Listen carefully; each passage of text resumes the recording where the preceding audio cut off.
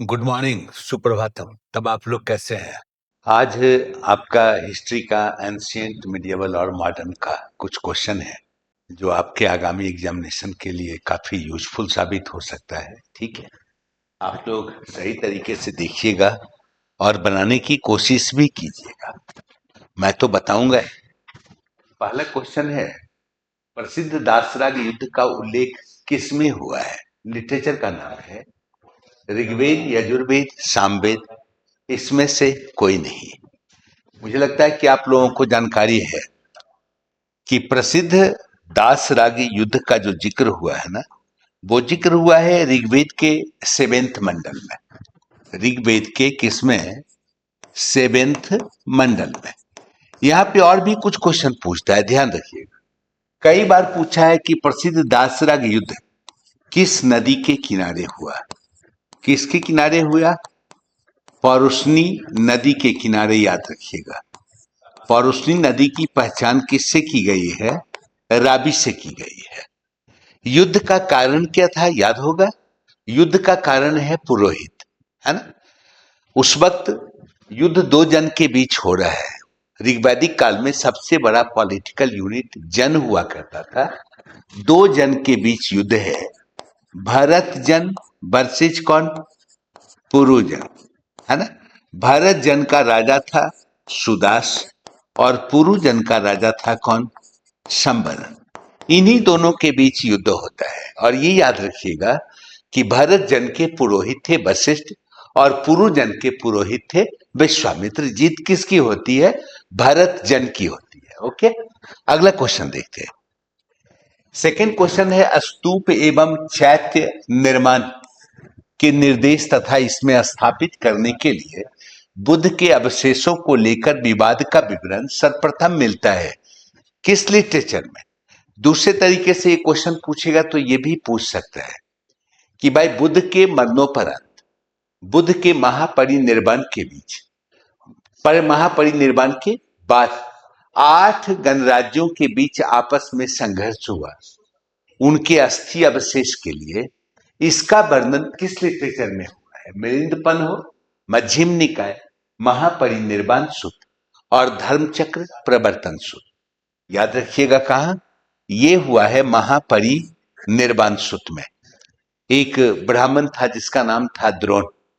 उसने अस्थि अवशेष का बंटवारा किया, कुछ अपने पास रखा। जो अपने पास रखा उसमें से एक अंश किसको दिया? पिपल्ली बन के मौर्य को दिया। यानी 10 जगहों में बंटवारा हुआ और उसी को पवित्र मान के उसके ऊपर क्या हुआ? स्तूप का निर्माण हुआ। ठीक है, अगला क्वेश्चन देखिएगा। नेक्स्ट जो आपका प्रश्न है वो है, महावीर के देहांत के बाद निम्नलिखित में से कौन जैन धर्म का आध्यात्मिक नेता बना? यानी महावीर के बाद जैन धर्म का नेतृत्व किसने किया? आपके सामने विकल्प है इंद्रभूति गौतम, मखली गोशाल, सुधर्मन, जम्मू स्वामी। मखली गोशाल तो आजीवक संप्रदाय के फाउंडर है। इंद्रभूति गौतम, सुधर्मन, जम्मू स्वामी का संबंध किससे? जैन धर्म से। नेतृत्व किसने किया था? सुधर्मन ने किया था। ठीक है, अगला क्वेश्चन देखिएगा। नेक्स्ट क्वेश्चन है, मौर्य शासन काल में बिष्टी किस प्रकार का कर था? खूब पूछता है क्वेश्चन बिष्टी से। याद रखिएगा, बिष्टी का मतलब होता है बेगार।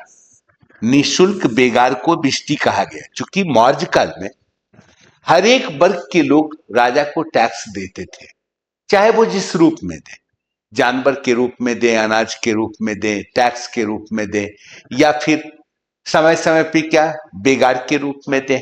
समझ रहे? अगला देखिएगा। निम्नलिखित में से अशोक की किसी एक अभिलेख में कलिंग युद्ध का उल्लेख है? आपके सामने अशोक का स्तंभ लेख 1 है, स्तंभ लेख 7 है, बृहद शिलालेख 5 है और बृहद शिलालेख 13 है। किसमें कलिंग युद्ध का जिक्र हुआ है? याद रखिएगा, बृहद शिलालेख 13। बृहद शिलालेख 13 में अशोक किसकी बात करता है? कलिंग युद्ध की बात करता है। कलिंग युद्ध में भीषण नरसंहार हुआ, काफी आहत हुआ अशोक। उसके बाद युद्ध घोष को छोड़कर धर्म विजय की बात करता है अशोक। ये वर्णन कहाँ हुआ? बृहद शिलालेख में। कई बार पूछा है कि अशोक किस लेख में अपने पड़ोसी राज्य की चर्चा करता है? चोल, पांड्य, केरल पुत्र, शरीय पुत्र, ताम्रपर्णी, ये पड़ोसी राज्य थे। जिक्र करता है 13। सीमा प्रांत के या सीमा प्रदेश के जनजाति, आत्मिक जनजाति का जिक्र करता है अभिलेख 13 में। सीरिया के टॉलमी द्वितीय फिलाडेल्फस की बात करता है। यूनानी शासक एंटीगोनस की बात करता है। मगस की बात करता है। किसमें? बृहद शिलालेख नंबर 13। ध्यान रखिएगा। अगला क्वेश्चन है, किस संगम साहित्यिक कृति में उल्लेख है कि आर्यों का विवाह कर्णम का अनुष्ठान और समारोह प्रारंभ किया? संगम साहित्य में। किसमें? याद रखिएगा, मणि मेखलाई। मणि मेखलाई ये तमिल महाकाव्य है। इसी से विवाह संस्था के बारे में जानकारी मिलती है। ध्यान रखिएगा। कई बार पूछता है मणि मेखलाई का राइटर कौन? तो याद रखिएगा, राइटर का नाम क्या है? शीतलय सतनारायण, है ना। कोवलन का जिक्र है, माधवी का जिक्र है। ये ऐसा लिटरेचर है कि साउथ इंडिया में हिंदू धर्म, बौद्ध धर्म, जैन धर्म, तीनों की एक्टिविटी थी, जानकारी देता है ना। अगला क्वेश्चन देखिएगा, निम्नलिखित में से शेख निजामुद्दीन औलिया का जन्म स्थान कौन सा था? शेख निजामुद्दीन औलिया, ये तो दिल्ली के पास बस गए, एक्टिविटी दिल्ली में, लेकिन जन्म कहाँ? जन्म बदायूं में। अक्सर क्वेश्चन पूछता है कौन 7 सुल्तानों के काल को देखा है? दिल्ली सल्तनत के 7 सुल्तानों का काल कौन देखा? निजामुद्दीन औलिया। निजामुद्दीन औलिया शेख फरीद के शिष्य थे, संबद्धता चिश्ती सिलसिले से थी, ठीक है, और इन्हें महबूब इलाही कहा जाता था। सुल्तान उल औलिया यानी सल्तनतों के सुल्तान के रूप में फेमस हुए। और याद कीजिए, गयासुद्दीन तुगलक जब धमकी भरा लेटर दिया था, इन्होंने ही कहा था हुनूज दिल्ली दूरस्त, दिल्ली अभी दूर है। याद है? अगला क्वेश्चन देखिएगा, 13वीं शताब्दी में खिराज क्या है? आप लोगों ने खूब पढ़ा होगा। खम्स, खिराज,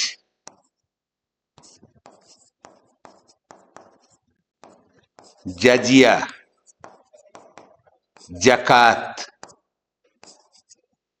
ये 4 कुरान सम्मत कर है जो सल्तनत काल में आरोपित किया जाता है।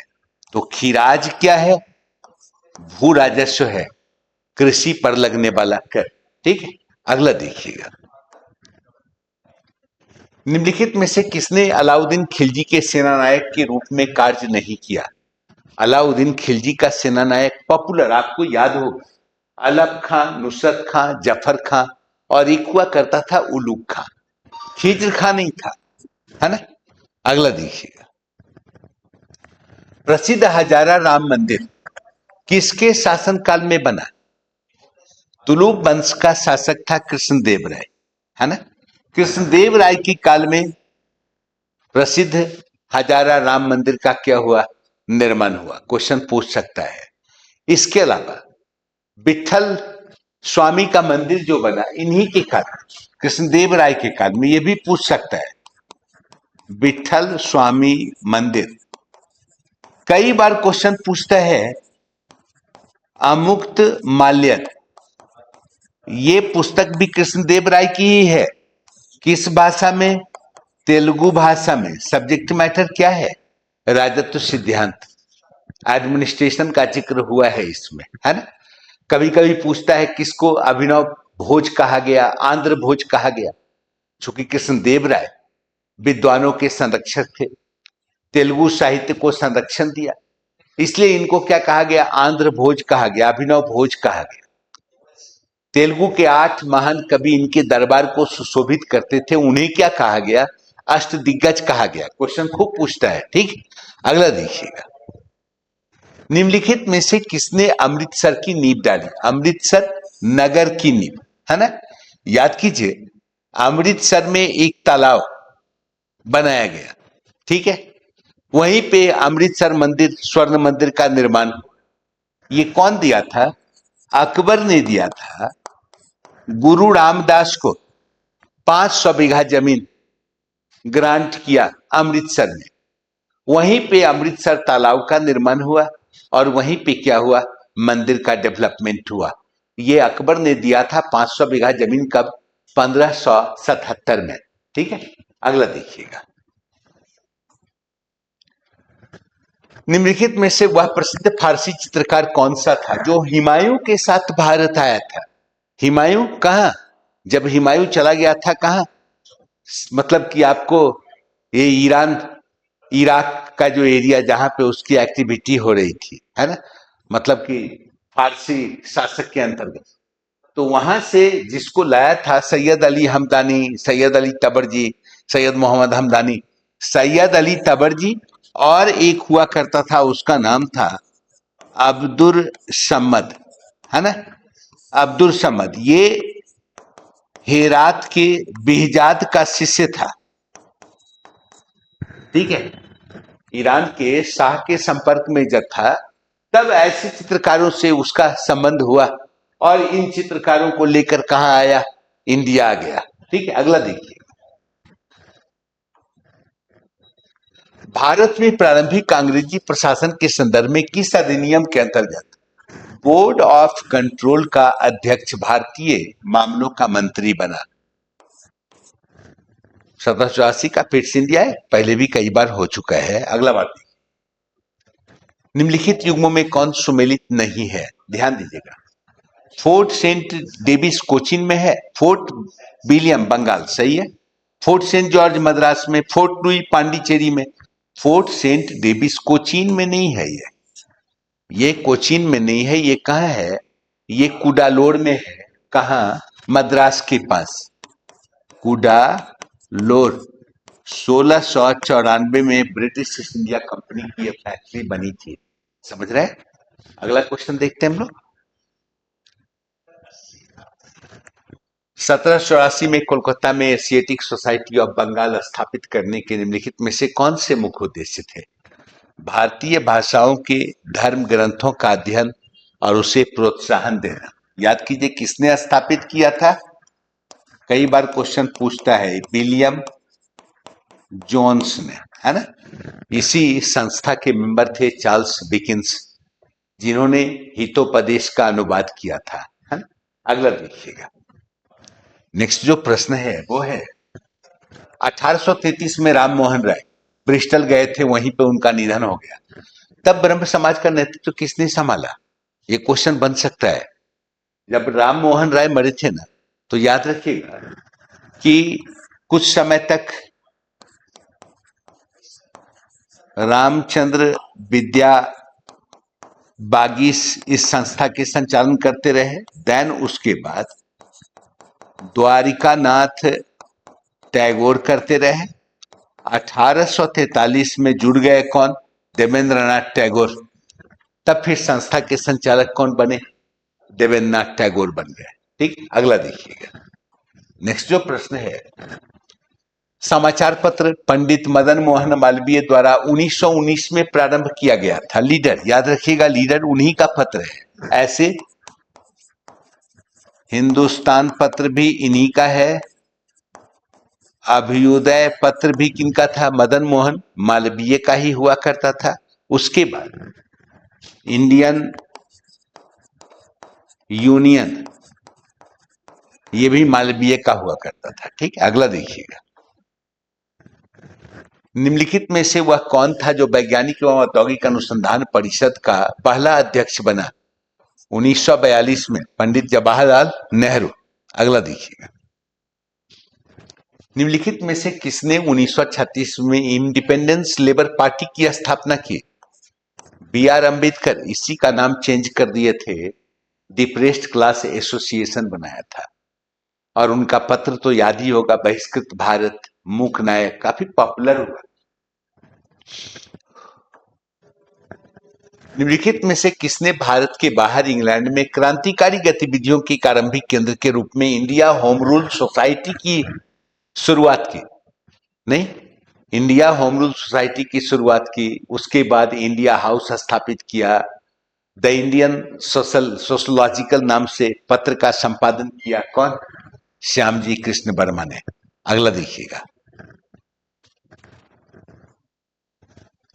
निम्नलिखित में से किसके विरुद्ध महात्मा गांधी का सत्याग्रह के लिए आह्वान उनका अखिल भारतीय संघर्ष के नेतृत्व का सर्वप्रथम प्रयास था? पहला प्रयास रॉलेट एक्ट के अगेंस्ट उन्होंने किया था। ठीक है, यही आज का आपका क्वेश्चन था, लेकिन मुझे लगा कि जरूरी है कि आप लोगों को जानना चाहिए। Thank you.